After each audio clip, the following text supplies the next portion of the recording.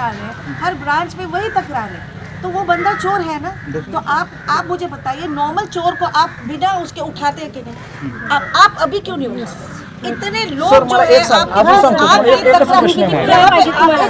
आप मुझे एक ही चीज बताइए, चोर को जब अगर वो चोरी करता है, आप बिना कुछ करके जाके उसको उठाते हैं? आप ये बताइए, इतने लोग आके आपके पास, हम लोग खुद आए थे, हम लोग शाम में 3-4 घंटे आपके पुलिस स्टेशन खड़े रह के अर्जी दिया, सब लोग आके, हम लोगों ने वीडियो, जिसने वीडियो बनाया है उसको भी उसने कुछ ना कुछ करके, उसको बेचारा 1 महीना हॉस्पिटल में था, हमें नहीं पता किसने उसको प्रॉब्लम किया। हरीश चंद्र जी जो पत्रकार है, हमें नहीं पता कि उसने किसके थ्रू उसको उड़ाया या कुछ बेचारे को मारने में था।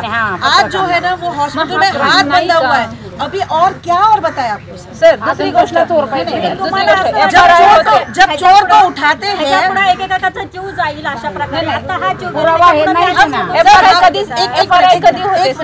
हम सिर्फ ये चाहते हैं आप उनसे उठाइए, अपने लोनल पुलिस स्टेशन में ले आइए, फिर जो है ना फिर हम आपको देते हैं। ये हमारी तरफ से सबसे एक ही सर, हम उनके लिए ही यहाँ आए हैं। हम ये चाहते हैं, उन्होंने अपनी जान दी है, हम सब यही बैठे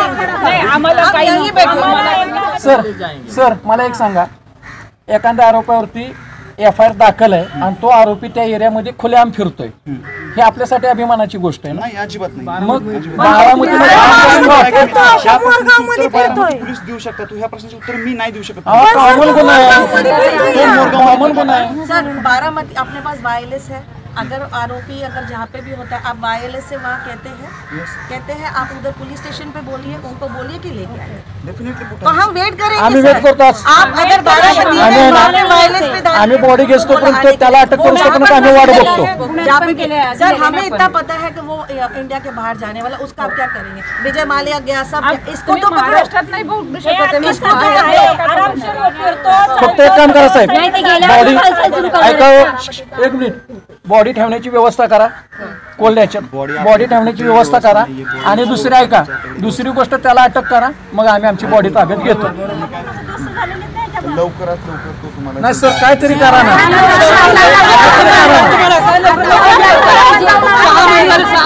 हम पुलिस के ऊपर कैसा विश्वास करें? पुलिस के ऊपर कैसा विश्वास करें? आप मुझे बताइए, आप हमारी रक्षा करने के लिए है या नहीं?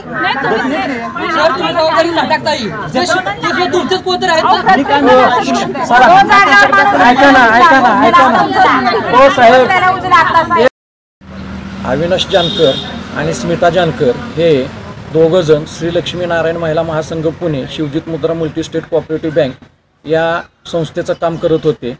या संस्थेच्या संस्थापकांनी किमान इथल्या लोलनमधल्या ज्या गोरगरीब महिला आहेत त्यांची आर्थिक फसवणूक फार मोठ्या प्रमाणात केलेली आहे व गेल्या 6 महिन्यापासून त्याच्यावरती 47 गुन्हे दाखल झालेले आहेत आणि आजपर्यंत पोलीस डिपार्टमेंटने त्यांच्यावरती कोणत्याही प्रकारची कारवाई केलेली नाही।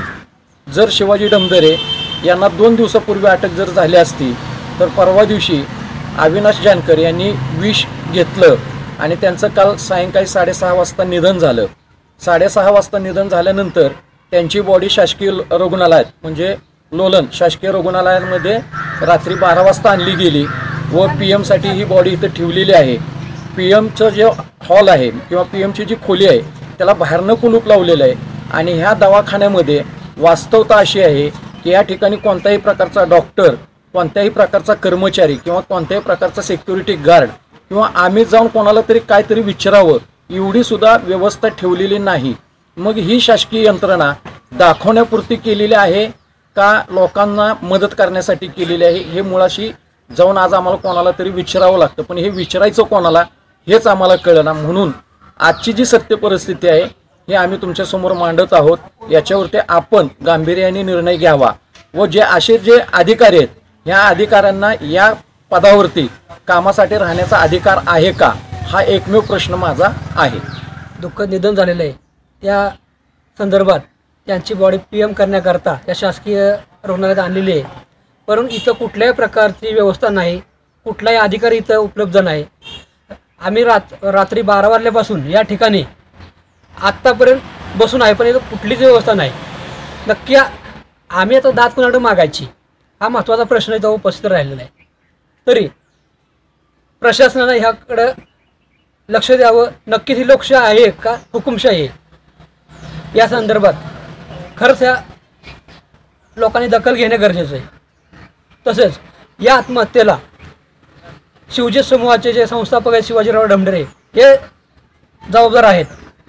त्यांच्यावर सुद्धा कठोर कारवाई झालीच पाहिजे, लवकरात लवकर झाली पाहिजे. यासाठी आम्ही आता आक्रमक पवित्रा घेत आहोत. केल्यामुळे श्री अविनाश जानकर यांनी परवा 2 दिवसापूर्वी विष पाषाण करून आत्महत्या केलेली आहे.